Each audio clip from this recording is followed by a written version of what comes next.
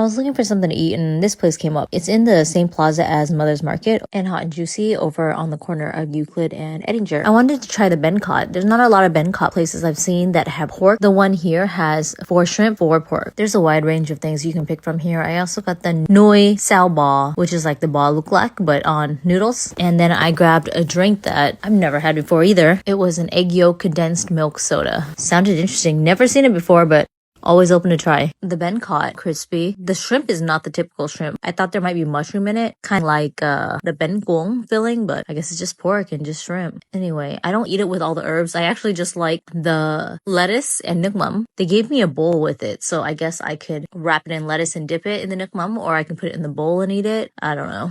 I did both. I love fish sauce. The Noi is nothing special, but it's a comfort food. It really brings me back. The noodles weren't overcooked. Good flavor. Good flavor in the sauce. You have to like garlic, and I also love all the veggies.